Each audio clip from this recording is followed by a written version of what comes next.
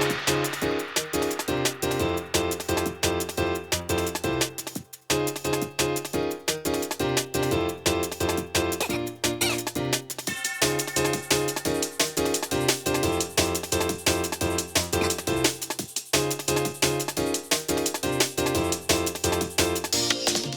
guys, welcome back to my channel, The Bubble Talks. This is Mansi, and today I'm going to show you quick tricks about Gmail. How to use Gmail to make your life more organized and productive using very simple techniques. So let's get started. To get started, you will just need to log into your Gmail account. So once you're into your Gmail account, and if this is how it looks like, I'll show you a very quick way of creating labels. So what you see on the left side is I have a lot of labels. So what I try to do is I want to bucketize everything that I have in my emails into one particular label. So right from my blood test to any invoices that I have to my car insurance, everything, like even a trip. So if I take a trip, I want to have all my booking reservations in one label. So whenever I'm actually going on the trip, I can just click on that and then see all my booking details of airplanes and hotels. Just everything has to be in one place for me. So let me show you how to do that. So if I want to filter all messages by Canva, I'll click on the email. I'll click on the three dots here, and then I'll do filter messages like these, right? And then I'll do search. So these are the messages that I have. All right. I'll do select all, and then you can go ahead and create a label. So here's where you'll create a label, and then I'll name it Canva, then create it. So you see every message that came from Canva is now in one particular label. Once you've created the label and when you click on this, that's how you'll be able to see everything that is under Canva.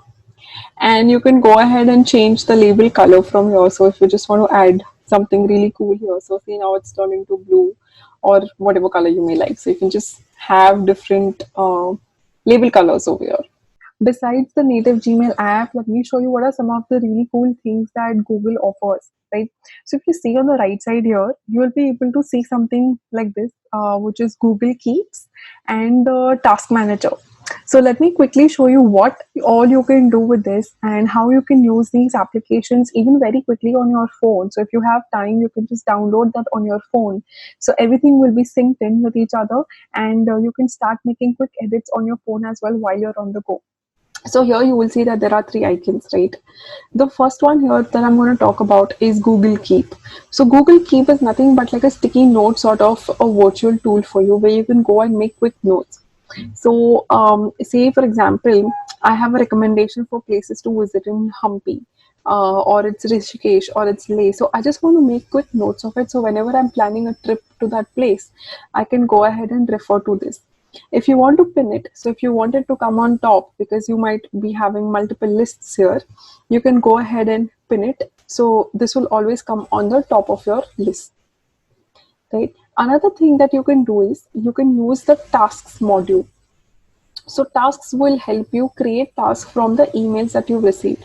So a lot of time when you're working, right, you might want to create a task out of it. So say for example, if I'm looking at an email from Canva, right, and I have to create a task out of it, I can also do a shortcut. I can go here on the top and you see this add to task, right? So add to task will come here automatically as the title of your email, and then you can go ahead and customize it. So what you can do is you can select what kind of list that you want it to be in. Okay, so I have one generic list over here created. You can add a date and time for the due date. Okay, you can go ahead and keep it at different intervals. So if you want to repeat it, if it is a weekly activity, then you can go ahead and keep it at a certain interim, and then you go ahead and click on OK, right? So when you go and click on OK, it will sort of come here and will stay in your task list. Now, when you have certain tasks which are completed, you can go ahead and just click on the check mark. So it is sort of done for that particular day. Now, let me show you how can you use Google Calendar to do different types of collaboration. So I already have Google Calendar over here open for us. Right.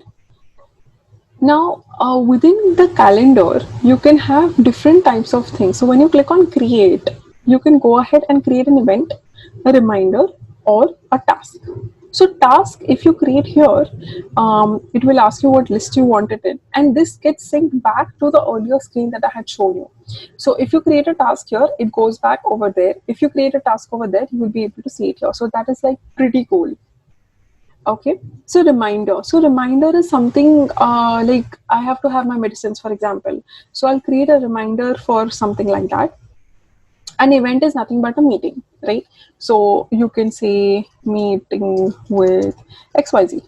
Okay, and then you can go ahead and save it. So you can select your time, your date, all right. And then if you want more elaborate options, click on more options over here. What you can do is you can add description over here of your event. You can attach a file also. So if you have something to discuss with that person, you can go ahead and attach a file as well. All right. Then you can have elaborate options like add guests. So you can select the guest name over here. You can add the guest's name over here. And like I mentioned earlier, you can select how many times you want to repeat it, right? So you want it daily, weekly, Monday to Friday, or you can customize it according to your needs over here. You can also select after how many occurrences do you want to stop that particular event. Okay, so once you're done with your selection, you can just go ahead and save this. Let me also show you some of the really cool settings feature that Google Calendar offers. All right. So in this, if you click on settings, you'll come here where you have general settings, where you have language and region selection. You have a time zone. So say if you have a lot of team members or clients in different parts of the world, you can actually go ahead and add a secondary time zone so you can see what is their time when you're putting out an invite for them. You can have a world clock as well, and then you have different event settings over here. So it means like invite others, see guest list, modify event. So what all the guests can do, so when you're inviting somebody else, right, what all rights are you giving that person, you can select it over here. So can your guests modify the event, can they invite others, can they see the guest list, you can monitor all of that over here. Also, what you can do is add a new calendar. So say for example, I want to create a new calendar and I can name it like Mansi's personal thing, so which I've already created. So you can write the name here and then you can click on this and then you can view the calendar. So what happens is you can go ahead and add different items for your personal calendar versus your family calendar versus your contact calendar. Also, if you want to go ahead and share this, okay, go to the permission settings like access permission and then click on make it available to public. What will happen with this is you'll get a shareable link. So with this link, you can just email this link to somebody, all right, and then they can look at your calendar and schedule the event. So it would look something like this when you have your link here. So either you can copy paste it like this above, like I have shown you, or you can click on insert link, all right, and then you can just copy paste it and then click it here. So that will enable the user to go back to your calendar to view it. If I want to share this with a specific person, I'll go ahead and I'll add the detail of that person in terms of their email ID and then I will click on send. If you've sent your invite to a particular person to their email ID, they will receive an email like this, where it says that so and so person has shared their calendar with you. And when they click on add this calendar, what will happen is on their calendar, they'll be able to see your calendar as well. It's a very easy way to go ahead and see overlapping events and scheduling, so that if you have to have an event scheduled with this person, you can just see both of your calendars and then schedule an event. Another way to share your calendar with others is go to settings, go to your particular calendar that you want to share with others, and within that, there is an option for calendar settings. So you will see this option of share with specific people over there. All you need to do is click on add people and add the person's email ID over here. Once you've added the email, it will look something like this. And that respective person needs to go into their email and then allow you to see their calendar. It allows me to see the guests availability. So you see here, this option is really cool, where I can go and see mine and their availabilities and then see the suggested times as well. So these are all the suggested times when me and that person is available. And then you can go ahead and create an invite according to your available times. I hope that I was able to help you in some way to organize your tasks and your to do list through Google Calendar. And if you all have any comments, suggestions, or if there is any particular way that you use it right now, do let me know. If you enjoyed this video, do like, share, and subscribe because that keeps me motivated to keep making such videos that will help you.